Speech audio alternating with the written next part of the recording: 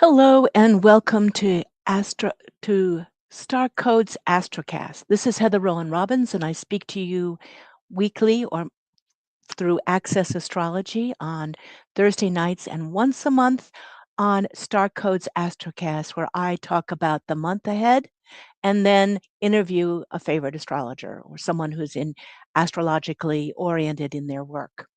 This month, we have Dr. Maria Wander coming on, who's president of the NCGR, the National Center for Geocosmic Research, and an old friend from New York.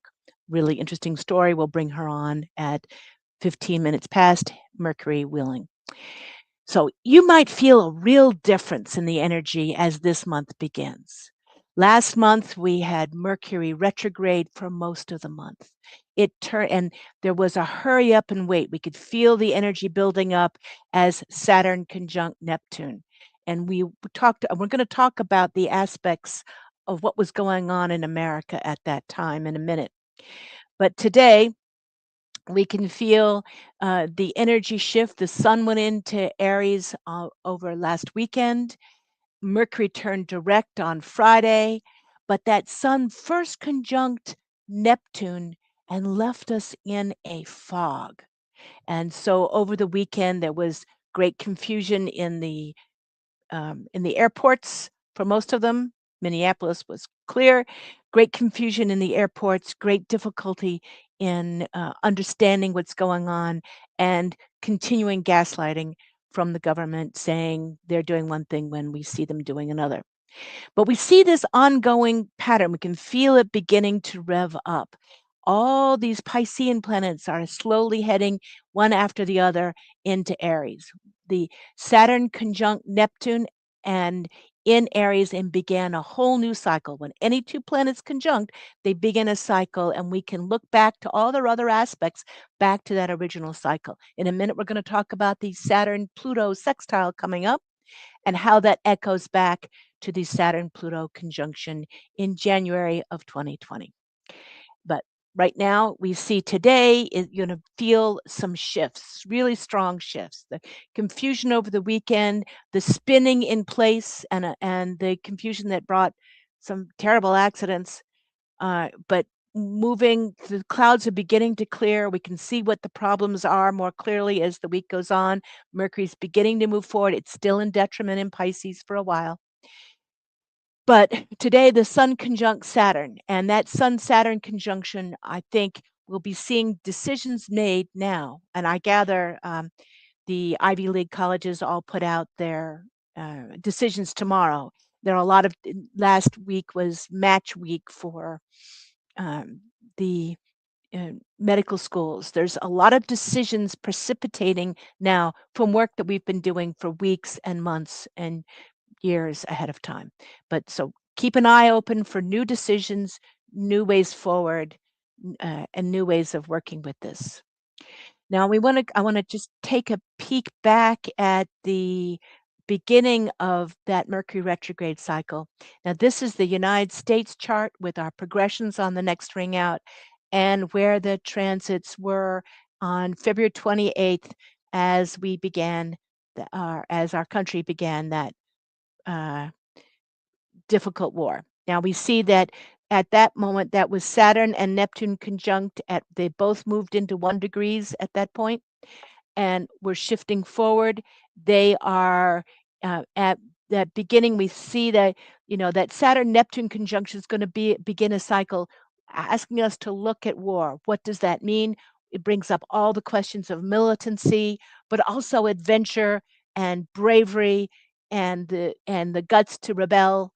All of that, all of the Aries archetype is activated, and we have to live out.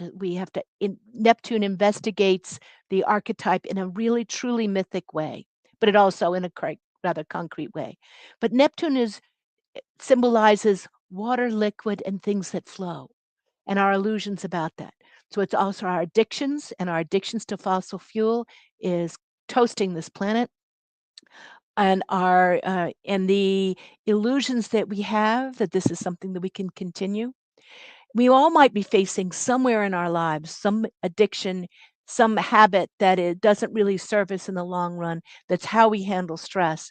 That Saturn is saying, take a good look at that. We can help you now. This Saturn Neptune conjunction can help you reorganize that and serve you better. Saturn can restrict, it can, facing the tough realities of Saturn this whole month with as we leave that foggy time and all the planets enter Aries and we start revving up, we ask you not to rev into a wall, but to rev up in a good way, a rev up in a way that will move you forward and really work for you. So that Saturn Neptune conjunction is, looking, asking our country to look at, kind of let go of the illusions and ask what's really happening, what's really going on here. It's also Neptune to Saturn. Saturn is can also speak about our work and our security, and it's asking us to say what illusions do we have about our own work or work in general as we face this whole new realm. It's in Aries, so it's a beginning of a new cycle. And again, Saturn and Neptune have not conjunct in that first degree of Aries in thousands and thousands of years. So it's really asking us to take a look and start over again and look fresh at that. The whole concept of work is shifting as AI clicks in. I gather Meta just let go of 5,000 people. Good to see Maria is in the house. I'm going to bring her on in just a few minutes. Glad to see you, Maria. And we see that as that Saturn Neptune conjunction, what that was doing, sitting down at the very bottom, the IC of the mythic American chart. Now I'm going to talk a little bit about. We see Mars heads into Aries next, but the Saturn Pluto conjunction that's going to happen, Saturn Pluto sextile, that's going to happen this weekend, and its effect on the last Saturn Pluto conjunction. This weekend, just as people are going to be rallying for the No Kings rally, we see Saturn sextile 5 degrees to 5 degrees Pluto and asking us to look at how power is managed, how power is displayed, how can we empower. Pluto is asking us to really pull back from that, the Pluto in Capricorn, all power to the patriarchy, all power to the dictators, and bring it back into the group of in a way that actually empowers people, not just creates another mob mind. But we're going to see that coming up. I wanted to take a look at this. This is the original inner wheel is the January 6th riots in 2020 as Saturn was conjunct Pluto, and we saw that the use and misuse of power, that we held it together, but there was a great challenge to our power. That was still in Capricorn then, was really looking at how that power can be misused and what it took to hold center. Now we look at the aspects this weekend as that moves into a sextile. It's really interesting what they do with the American chart. We won't go into that. But Uranus is going to be right on the moon of that aspect.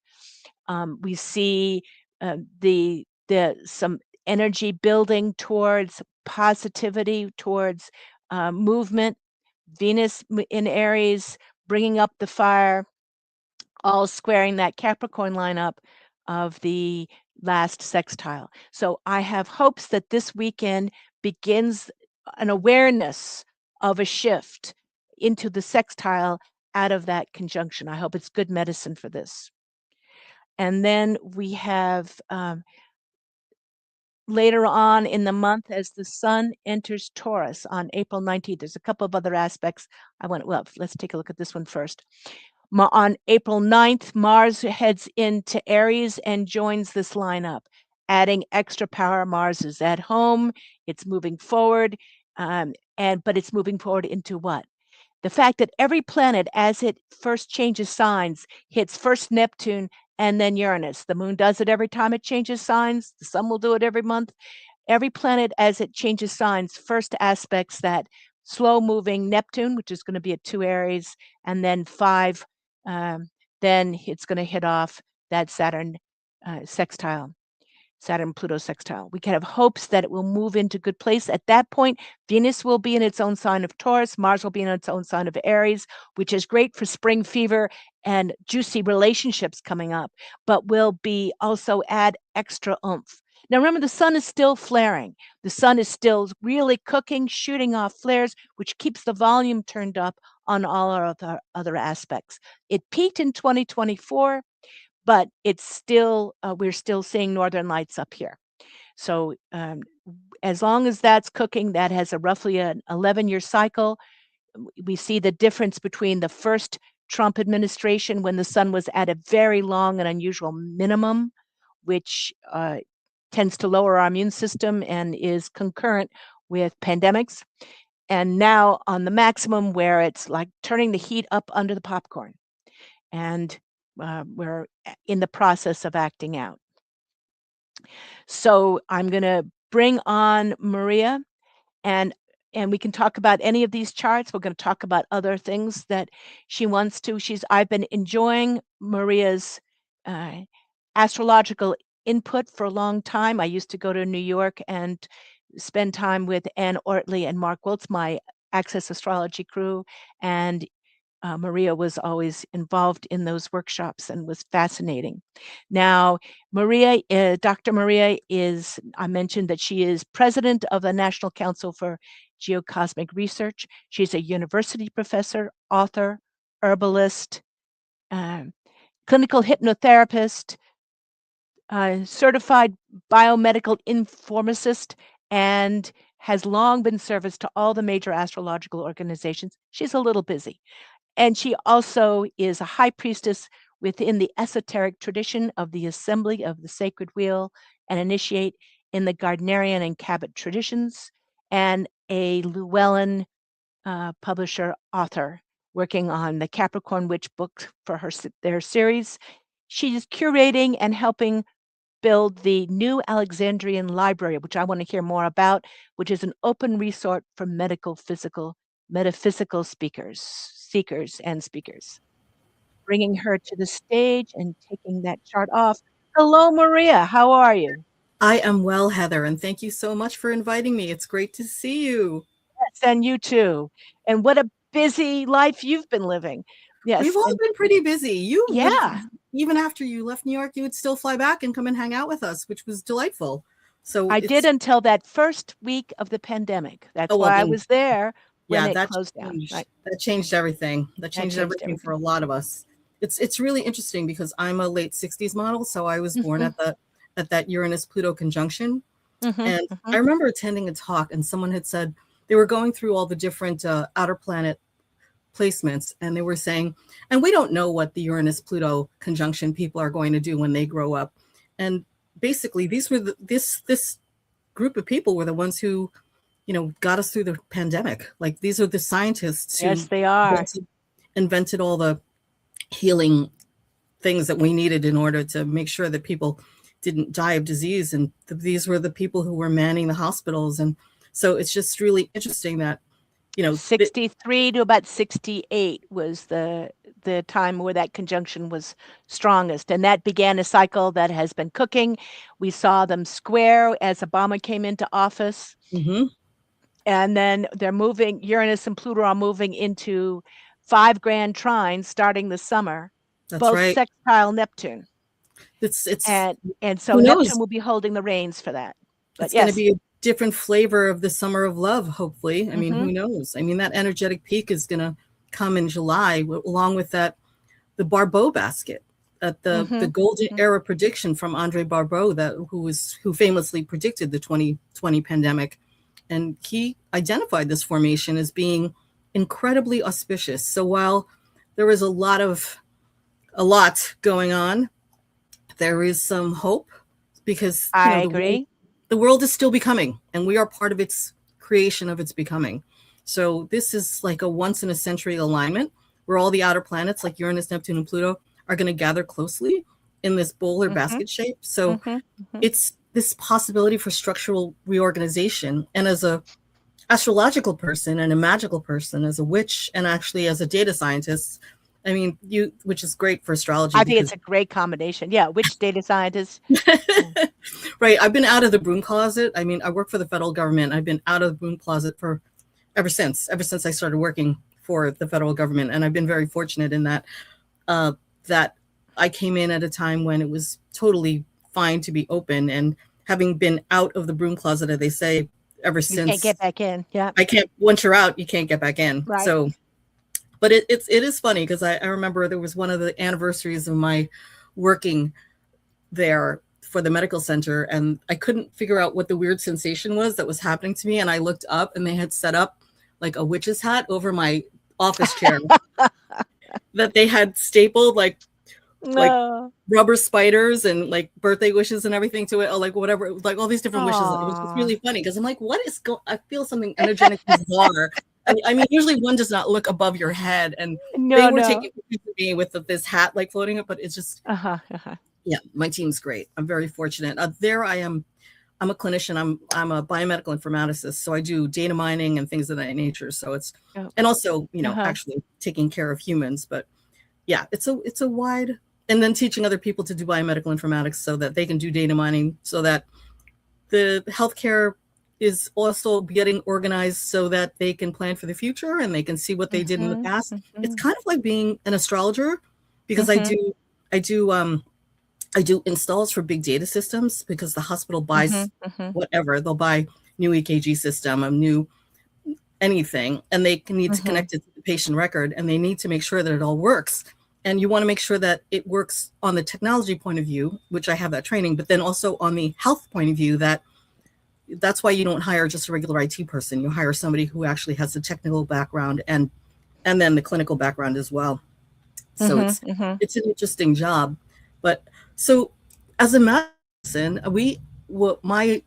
my tradition, the Assembly of the Sacred Wheel, if you listen to what that sounds like, the Assembly of the Sacred Wheel, we're actually a bunch of esoteric magical practitioners who are astrologers. That's the sacred wheel, not just the sacred wheel of the sacred, Beautiful, but beautiful, also and not that. just the wheel of life. Uh-huh. Yep, yep. So there's right now there's 16 covens, and they organize themselves according to the astrological signs. And we started from Pisces, so we went the other direction. So we have a Pisces circle of 4 covens. We have a Aquarius circle of 4 covens. We have a Capricorn circle of 4 covens, and we have a Sagittarius circle of 4 covens. So right now, the organization has been around for over 40 years now. So there's so there's 16 covens. It's taking a while. We want to get to the entire wheel, but we're not in a rush. Right. And but we do a lot of public service, like we do public ritual. There are a lot of people who haven't ever been in a ritual, depending on where you are in the country. So we're in the Mid-Atlantic region, and we do a Oh, lot you of have all service. of those covens in that area, in just the The, Mid-Atlantic region, or I, is it all over my, the my coven is the most northern, which is in the New York City area, New York, northern New Jersey area, and then it goes down to Pennsylvania, and then it goes to Philadelphia, all over Pennsylvania, and then Delaware, and then so it just keeps going all the way down. Do you have a So birth chart for the beginning of this organization? it's probably online. The Assembly of the Mhm. Sacred Wheel is probably online and it's actually the chart of the Holly Chalice. I probably have it in my computer somewhere,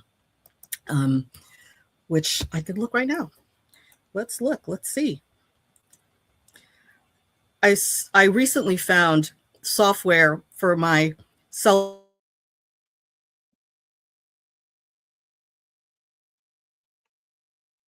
phone. Go ahead. Your camera froze there for a minute.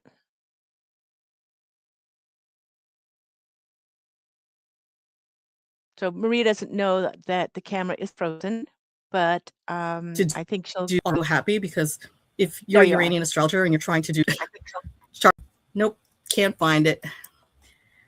Okay, don't Oh, worry about it. I yeah, wanted to no worries. correct myself on something earlier that, I mentioned the, chart affecting, January 6th, but I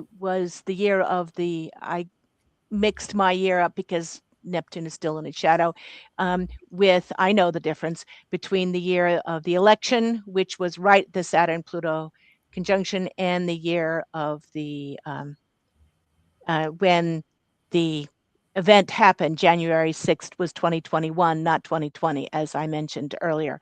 So I just wanted to show that this Saturn Pluto sextile that we've got coming up will be affecting that Mercury Sun, the Mercury Pluto conjunction there. That was a Jupiter Saturn conjunction that was tight that day with Mars and Aries, and Venus is going to be right on that Mars and Aries.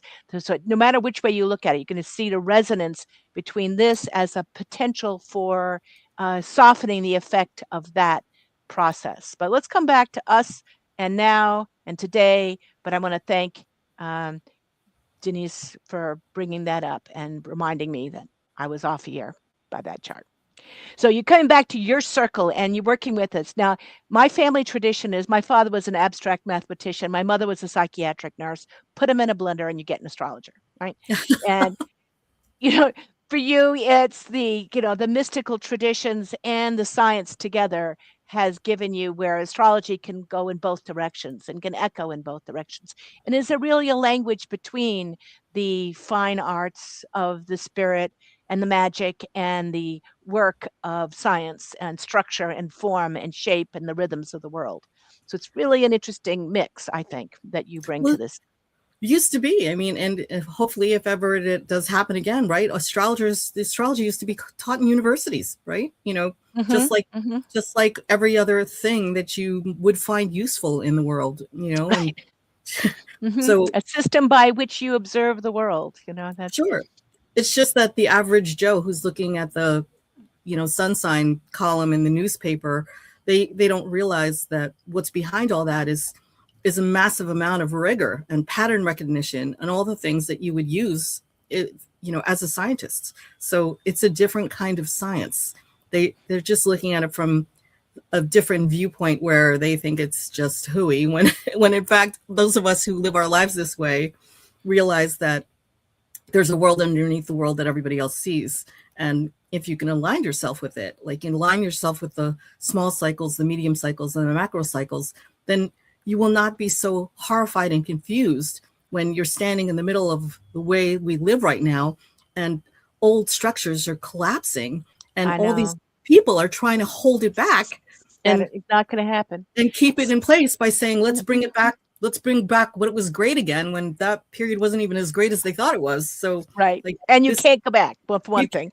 You cannot go back. But also the astrology is so powerful at this year in particular of the change from all those planets and introverted signs to all the planets heading into fire and air signs. We have to there's no way to hold on to what we were. And now how do we adapt and evolve in a good way is going to be the question. Well, and I was looking back at some of the tech developments that are related to the Uranus-Pluto transit. The Gutenberg Bible, the first printing press, was under a Uranus-Pluto conjunction. The Watt's first steam engine was the Grand Trine and Earth signs that brought about the beginning of the American Revolution in 1769. Babbage's first difference calculator in 1820 was a Neptune-Uranus conjunction, both square Pluto. The first gas-powered auto was as Uranus trined Pluto in 1885. First plane, Uranus opposed Pluto. First nuclear bomb, Uranus sextiled Pluto. So we're going to see, I'm seeing the AI clicking into place and what that means for all of our jobs and the world and our pattern recognition and some really wonderful things, but really huge shifts. We can't even begin to imagine how much the world is going to change partly from that. Absolutely. 1964, that was the IBM system, the 360 right. computer. First they actually called it the 360 computer, which like harkens back to our 360 degree astrology wheel. Yeah, that's wonderful. That's the first computational revolution. I mean, it's literally, the artificial intelligence that is occurring now is all that was its seed moment. And as you mentioned, I mean, this is just a time of amazing institutional reset, ideological reset, and the tension between decentralization and control as power is shifting through all these different networks and shifting through technology and shifting through collective systems that, the Uranus moving from Taurus to Gemini is letting us know that we're going to have to let go of this sense of material stability, that there Yes. is stability, that everything's, as you mentioned, the air and the fire, that's all the information, the communication going zoom, it's just gonna, it's time for change, whether people like it or not. And Right. And I think that I mean, oh, so much change. And again, how do we adapt? Adaptability. And we know from looking at ecosystems that diversity is what allows a biosystem to adapt quickly to stress. And the diversity of our culture is going to be absolutely essential for how quickly we adapt and create a healthy life on the other side of this. Because it's going to be, and the wildfires, I think this summer, as Saturn and Neptune both went into fire signs, that we're going to see. We've already seen the fire starting in the West. The effect of climate change is going to clobber us. yeah, And it's not something we can go back to. It's like, how do we adapt to this new uh, new place? And it just was going to be really tricky. there's definitely this collective anxiety about Mm-hmm. the world awakening to the transitional state that it is in. Mm-hmm. And Mm-hmm. people just need to sit and realize they've gotten on a boat, and the boat is not the Exactly. land, and the boat is moving, and you have to get your sea legs, and you just have to reframe your life that everything that's changing, it could be chaotic, but it doesn't have to be. No. Everything, it transition is occurring, and it's as if you're gonna like Marie Kondo and organize your office. I mean, I was reading this Right. book, Let go of anything that right? doesn't really matter. Know what's on. I describe it Exactly. like having a lighthouse. Where Yeah. do you want to be heading? You may not get there, but it will help all the little decisions along the way, and let go of anything that's not heading in the same direction you are.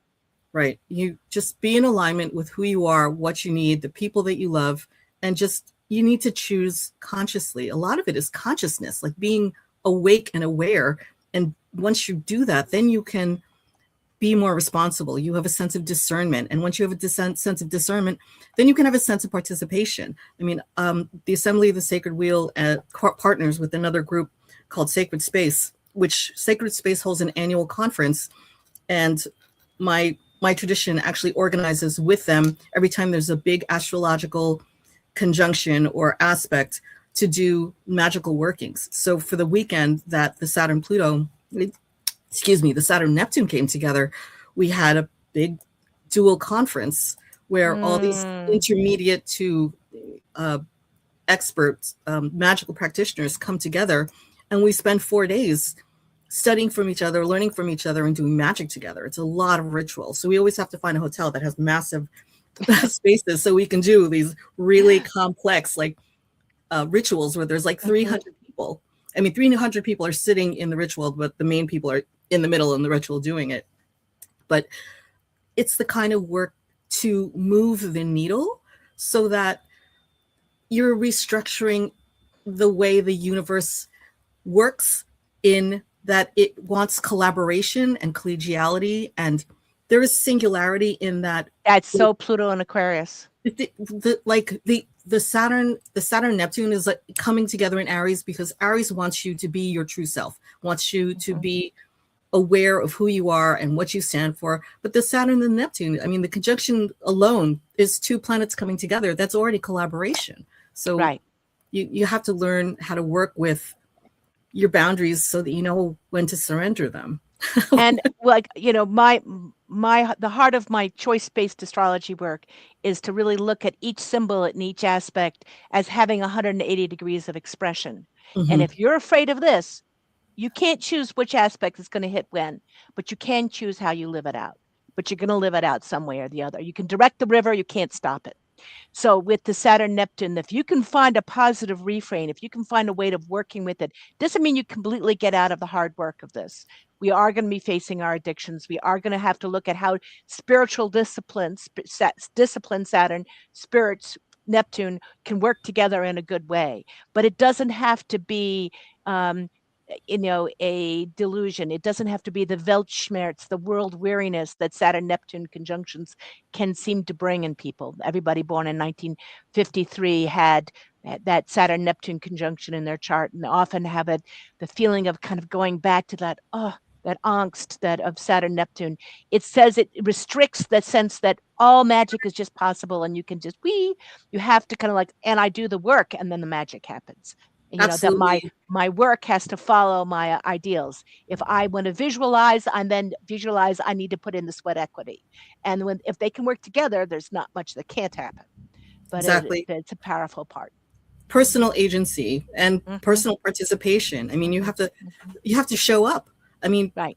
I was delighted when they asked me to run for NCGR president, and I was thinking to myself, how did I even get here? And it all started with participation, just Yeah.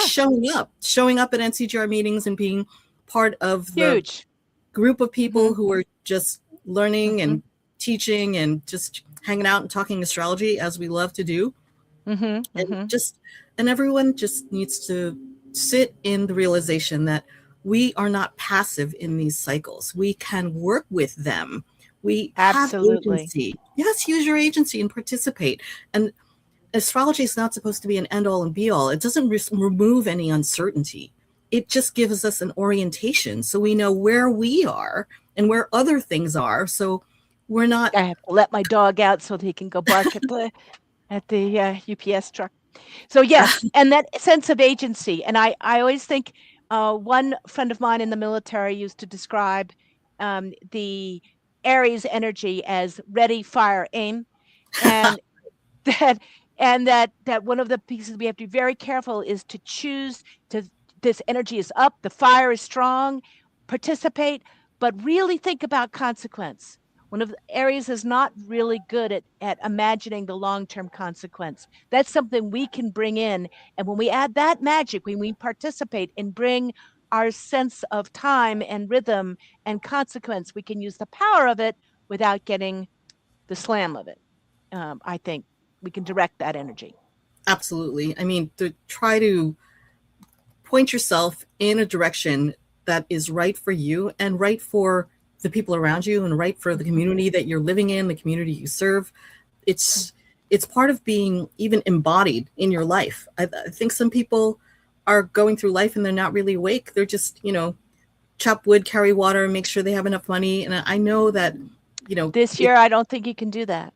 exactly. It's really hard to Last be month, you couldn't do anything else because everything was fuzzy. But right. starting now, it's like the heat's picking up Right. since the spring equinox. You have to be able to distinguish urgency from danger. I mean, what's going on? Good point. Mm-hmm. What are you going to do about it? That's my Mm-hmm. thing. It's like people are running about saying, the sky is falling. And even in doing work with the organization, it's like, if you think the sky is falling, what is your plan? Come Right. and bring me an idea and Yes. come and let's talk about it, because this is not all just theory. No. We're living here. We're living these lives. Like we Mm-hmm. are embodied in what's going on. And it's, we need the direction so that we can all grow this collectively. And there's going to be dissolving, there's going to be loss, but there's also opportunities to structurally reorganize everything. And wouldn't you want to organize it the way you would like, so that Yes. we're potentially reversing like long-term economic depression and fostering a new collective orientation so that there's solidarity and we're reducing inequity. I was having a conference. That's the lighthouse. That's like, where are we heading with this? There's so much change. The clutch is in. Uranus is changing everything. This summer, in July 19th, 5 planets will be at exactly 4 degrees all around the zodiac. And it will be, there's great change and power coming to shift the gears and make things happen. So kind of really choose where you're headed. Yeah, that's such an interesting, like that Barbeau basket that you're talking about, because it's got this combination of sextiles and trines with an opposition. So there is that orientation for collaboration and also effort, and also people not having to be in complete agreement. But when you look at it in the chart, it actually creates this beautiful basket, which is like this collective level container, right? That the sky is symbolizing this bizarre, unusually coherent symbol for building and stabilizing and distribution, so that we can create a new pattern after this past period of strain.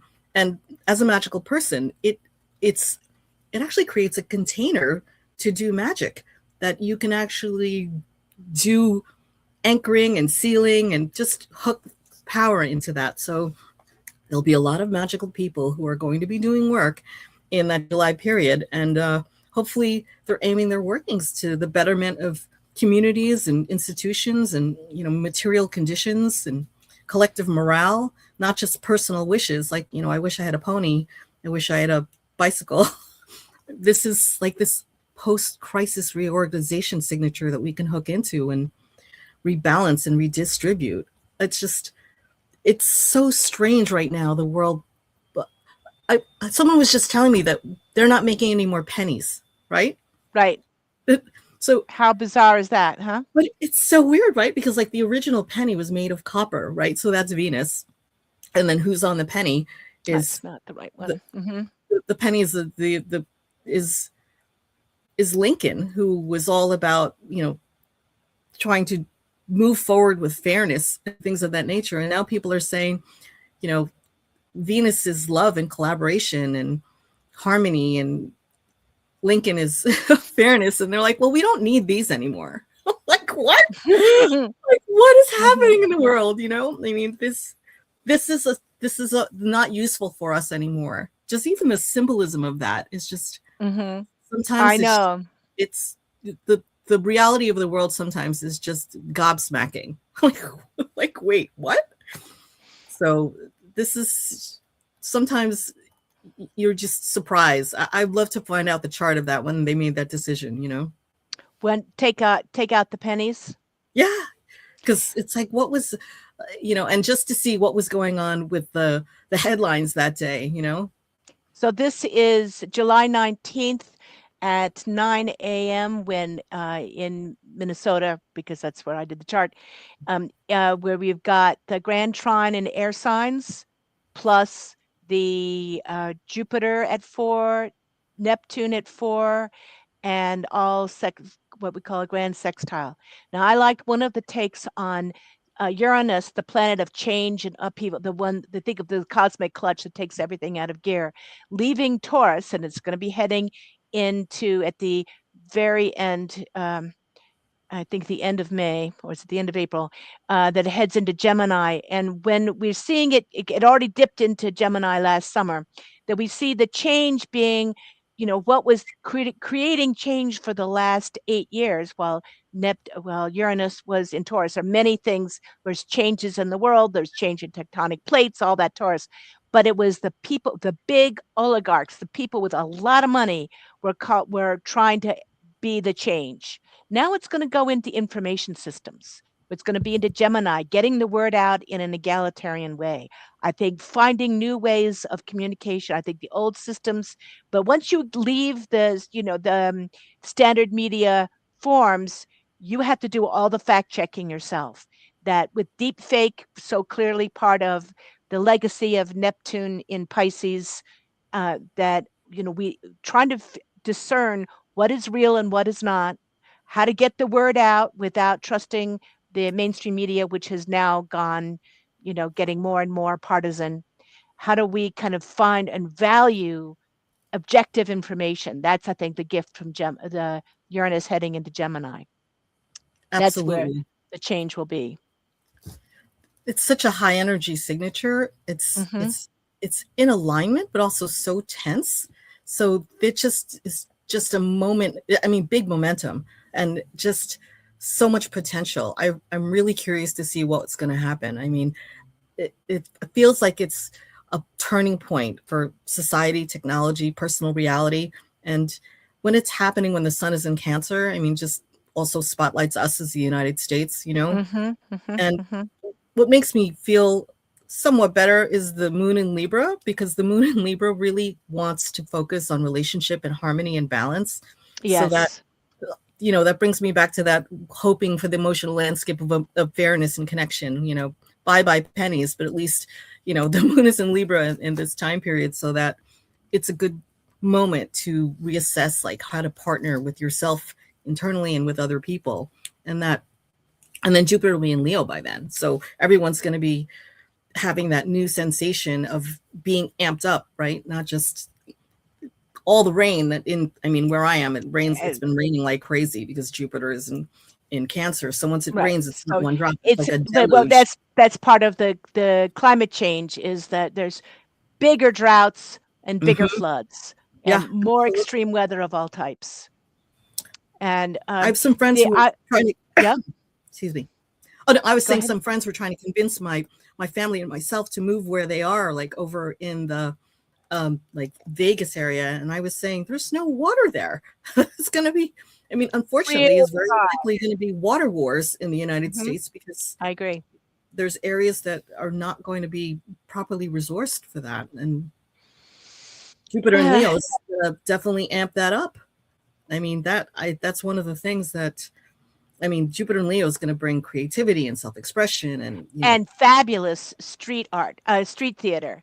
I oh, think we're going to see, it's the street theater, the acting out with Jupiter in Leo is going to be spectacular. totally. It's like main Hmm. character energy. Everyone's going to be Hmm. out there like doing like And dancing together, and now it's going I to be worry because when Jupiter opposes Pluto, things can get mm, pretty dire. And that is also part of that sextile will be a Jupiter-Pluto opposition, yeah. which has me It's, a little worried. Now, I did something, I was looking at the Sabian symbols, which I don't use that often, but I mm, work with Carolyn Casey who does, mhm. and that kind of really clarifies. So I was looking at the minute you have 4 plus anything, they call it 5 degrees in the Sabian symbols. Right, right. So the Sabian symbols and what's the missing one in the grand sextile is really interesting. So 5 Aquarius is the Council of Ancestors and a Oh, beautiful image of holding us in a circle and pulling in our ancestors from all of our traditions because we need the wisdom to do this well, right? 5 Leo is a rock formation at the edge of a precipice. And I'm thinking of that like, is that rock formation we can hold on to it? Is it something grand or is it something we're going to fall over? It's kind of like, but it talks about the edge of a precipice. The things are that brings that edginess to it. 5 Aries is a triangle with wings. They said the ability to rise above the ordinary and integrate the concrete into the spiritual. What a beautiful degree. That's where Neptune will be. 5 Gemini, the image for that is a radical magazine to challenge the status quo through communication, the role of the mind in social evolution, the importance of disseminating ideas to mobilize action and reform. Isn't that beautiful? And wow. then 5 Libra is a man teaching the true inner knowledge of the new world to his students. And what a beautiful part. The missing piece, the one we have to add, because when we want to be a model, we want to be whole. When there's something missing in the chart, we have to bring it in by experience or other people, or we start to crave that empty corner. Here, the empty corner, which can empower the rest of this, is the image was an old owl up a tree, which they said represents the necessary element of the steadiness of human affairs, the importance of self-respect and normalcy in life, that we should be willing to process from our past mistakes and learn. And so it talks about this, our steadiness, our human steadiness, our learning from our past mistakes and keeping ourselves stable and normal and healthy as much as possible while the world's in transformation will help us work with all of those other aspects. I thought it was really cool. Definitely. That's like the moment of transcendent wisdom. It's Mm-hmm, mm-hmm. the old owl up a tree. Who doesn't want, oh, I love owls. That's Yeah, just me so too. cool. It's Isn't it's that? interesting. This chart too also has this sun square Chiron, so there's Mm-hmm, mm-hmm, mm-hmm, that mm-hmm. whole pain and shedding of pain and hopefully Can we moving. work with it? Yes. Yeah, yeah, yeah. The squares, the powerful squares that aren't just bad news. That early on in astrology, that was like the first big cosmic aha that the squares are your friends. Just Mm-hmm. you just have to learn to work with them. They're I think of them as like combustion engines. They power us forward. If we can time them, they move us, they get us going. If we don't time them well, they blow up. But if we can get them moving, they have that momentum. That's quite powerful. And so this this is a chart full of momentum, but it's also has those, grand trines. You can just make this the summer of love and just go listen to music the whole summer. But I think this is going to demand that we take action and we Yes, absolutely. keep That's why it's moving. great that there's squares and there's oppositions in Mm-hmm, there to, as you mm-hmm, say, mm-hmm, power the engine. Because otherwise, like people think trines are just these lovely things that happen. It's like actually, I found trines to be kind of like a sheet of ice. mm-hmm. Basically, Interesting. Go ahead. when you, whatever you're doing before you hit that sheet of ice and how you handle it when you're Oh, on the sheet of interesting. ice, Mm-hmm, because the trine will just make it happen. mm-hmm, Whoosh. mm-hmm. And if you're doing shenanigans and foolishness and then you hit the ice, guess what's going to happen? You know, Absolutely. but if you have pre-planned and you've organized yourself and you have put something in motion, once you hit the motion, then you hit this sweet spot, and that's when you have this amazing flow. Mm-hmm, mm-hmm. But a lot of that is making sure that you're you've done the work, Right, you right. supported yourself, so that when you're in the flow, you're in alignment with that trine, and you're not just wasting it by eating cookies and dancing at a concert. Which, yes, I love to dance at a concert, and I also like to eat cookies, but I also like to get a lot of things done. I mean, Right. one of the It's things I think it's open doors, but you have to choose to walk through. Whereas squares kick your ass down the stairs, you know, and then you have no choice, and that opportunity that you can roll with it. If you resist it, you're going to have dealing. So I do love the fact that the trines, which gives us this opportunity to make things happen. What I find that people with all sextiles and trines in their chart can get passive, can like, oh, it will happen, right, rather than I have to do this. It's like a cosmic art grant. If you inherit money, you can just coast and eat truffles all day, or you can use that to really do what you came here to do and to help other people and make good things happen. You can do absolutely, your art, and it's an inheritance, a positive inheritance. Don't waste it. Enjoy that ease. There are some people you look at their chart and go like, oh, your last life sucked. You're here to take a deep breath and rest sure, and just recover. And so I'm not going to push you. So you may see them with a fair amount of sextiles where they, get disability funding early, or I think my son was born with spina bifida, has a lot of sextiles in his chart, is funded, and is not pushing himself, but he's got, he doesn't need to push himself. His conditions push him, his past lives push him, and yeah, he can use all, but if anybody needed to buy a lottery ticket, we'd send him in for it. The few times our family won, you know lotteries or uh, raffles, he bought the ticket, he chose it. that's amazing. Yeah, everybody's born with such an amazing like opportunities and things that Mm-hmm, you can mm-hmm. do, and that's Use it well. yeah, Right. use it well. Just like the Mm-hmm, astrology of this summer that's coming up, it's use it mm-hmm. well. I mean, one of the things, even in my tradition, we we get a lot of things that people don't want because uh, magical people pass away, and then they have entire homes filled with Yes. occult information, and usually they're the black sheep, and their families are saying, what are we going to do with all this? But then they're afraid because they don't just want to chuck it in the trash because they don't know what it is, and It's magical, right? it's magical, and they know a lot of it has power. So we actually, my organization, my tradition, we built a library. We raised money, we bought the land, we hired a contractor, we hired an architect, and Wow.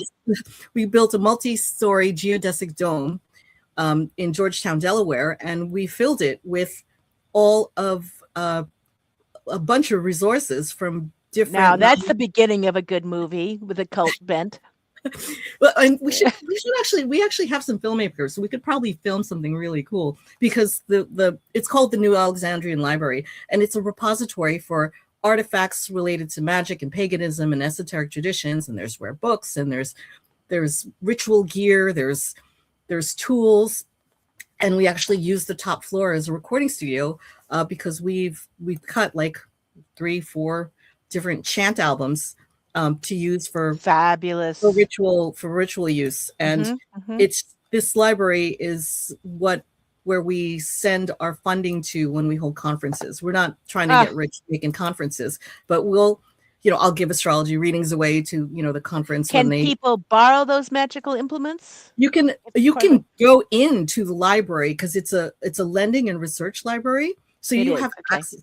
access to it. I mean, if anybody looks it up, New Alexandrian Library or the Assembly of the Sacred Wheel, you can Not Warehouse 13, right? no, but you can call and you can make an appointment, and we have a doctorally prepared librarian, and but it's a wonderful place to just go if you just happen to be driving through Georgetown, Delaware on your way to the shore down there, and go check out all the collections, because it has a library also from the Theosophical Society of Washington, D.C., everything from Judy Harrow, and just a lot I of started interesting off as a things in there. theosophist, and I remember it was the book release party for a book by called Small Mediums at Large, and it's a woman who was from a family of very short people that were all wildly psychic. And so there was Small Mediums at Large, and her older brother, who was a pretty famous New York psychic, had inherited the whole apartment of a famous old occultist who had done the original treks through Nepal and knew and that house was so full of artifacts, and everything buzzed, and you couldn't even pretend it wasn't full of spirits.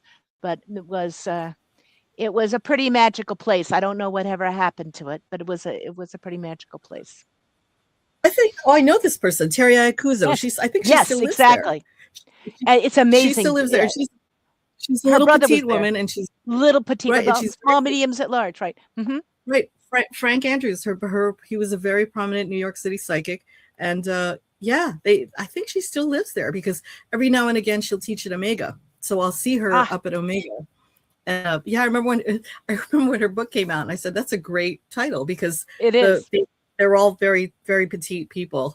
And it's a great book. I highly recommend it. And it describes New York back in the day, that she was kind of living in the tough apartment down on the Lower East Side. But it also talks about how you really follow the psychic process that she experienced and her family has experienced. So it's a really back in the day. I miss my old apartment in the East Village when you and I first met. And you guys were hanging out at East West Books. I lived in the East Village, and it was just such a wonderful time of year. Time of my life, the early aughts, like learning astrology with you and Mark and Anne. And I was so delighted that you guys still hang out and do it. You guys are still doing access astrology. We do it every once a week, and we still brainstorm together. It's been really wonderful to keep working with them now for 20 some years. Isn't that amazing? Because we met and started working together right after 9/11. Do you have a chart of when you do you have we like have several of them because we began with a larger group, and then there was a fast attrition rate of some difficult personalities, and then it was the three of us. We all three kind of like, you guys go play, we'll play, and we've been working together ever since. We're really, the chart between the three of us is quite strong. Anne and I are both the Virgos, and I think her sun is on my ascendant, and my moon is on Mark's sun, and they have their own connection. So we have a really nice kind of pass the baton. We come from three different directions, and I love that, talking astrology where you're sharing it and you're looking at the same thing from different perspectives, but it's not competing. It's really now we do a CAT scan. Now we get a three-dimensional view of what's happening here. So I've loved working with them. And I love that you triangulate in the best possible way. It's like this Plutonian triangulation, but then you're so engaged and you so in connection with each other, and just the way you do your astrology is very different. And I just appreciate your astrology, like choice centered, choice based, is really so ideal, because when you're doing a reading with somebody and you tell them, you're having this third house transit. That could be 20 different things, right? Yes. And then you're explaining to them all the different facets of what that could be. And then, but then they come to you and they say, oh, well, you said exactly the thing that was going to happen. And I'm like, I didn't say exactly that. That was one of the many things that I said, right? I said 20 things about that. But that's the power of a symbol. That's the power, of the signs, the aspects, the houses. They are three-dimensional. They are holograms. They're not specific, linear, this happens to that. This is a powerful symbol. You will live this symbol out. The more you understand that symbol, the more choice you have on how you want to live that out. But you don't have to live it out this way or that way. If you don't work with it, it will work with you. But right. you can, and the Pluto transits always say you can't fake out a Pluto transit. The whole point of a Pluto transit is to feel out of control and to work with the bigger patterns in life. But you can go like, oh, I'm in the river, floating down the river. Now what do I do? Rather than let me hold on to that and pretend I'm not changing. And if you see that Pluto transit, so Absolutely. I think it's a powerful process. Thank you for. I think the symbols of astrology are what makes it such a powerful, magical experience. Absolutely. And even when you're working with other astrologers, or when you're in consultation with somebody you're doing a reading with, it's that exchange, the conversation, where, as you say, you can focus on like archetypes and the themes and the stories behind what's going on, the story behind the transit of the progression or what have you, so that what you're interpreting is more like this cosmic zeitgeist, which allows for this nuanced creative dialogue. So you're not just predicting events like, the roadrunner is going to run by and an anvil's going to fall on you or whatever it is. I mean, so you just create a common language so that there's this neutral framework that isn't inherently, predictive, saying, watch for anvils. But okay, maybe for you, the sky is falling in a different way. Just be careful. So they know that you're listening to them and you're engaged and you're connected, but that you're also in tune with what's going on astrologically, and how that when you're highlighting these different nuances, that there are other options too, so that there's more meaning in the conversation than you just looking like you're trying to make this prediction, because it's really not about that. Absolutely. And closing up this weekend, that Saturn sextile Pluto, and it's going to be exact during the No Kings rallies. I think it works strongly to help mitigate that the Saturn-Pluto conjunction that was around the election in 2020, and that was still in orb in the breakdown of January 6th, 2021. And I want to see that this is a magical weekend for that. It's kind of, how do we reframe that and move that in a better direction? So while it's on, if you are at a rally, feel the power of that aspect. If you're not at a rally, do something to help visualize this world and support this world evolving into a healthier use of power and a healthier use of structure and organization. Absolutely. It's a beautiful building phase. Make things happen. And I think it's going to be beautiful. Absolutely. Any last comments? How can people reach you or work with you if they choose to? You can just reach out to me on Instagram. My Instagram handle is I am Maria Wander, or you can contact me at NCGR. You can email me, which my email is president@ncgrastrology.org. Or you can just go to the NCGR Astrology Contact Us page and you can reach out to us. And wonderful. Yeah, we're out there. We're always here, and we're doing a lot of special interest research groups. So if you have a different desire and you want to start your own, and you can become a member and start your own special interest research group, or you can join any of the many that we already have. There are a plethora of different kinds of things and to do and learn and be in collaboration with astrology. Thanks so much for inviting me. I had a great time. Thank you. I had a wonderful time, Maria. It's always a pleasure to connect with you. And good luck on that. I'm so glad to know that you're head of NCGR, which is one of my favorite organizations. Thank you. Take care. Bye-bye. Bye.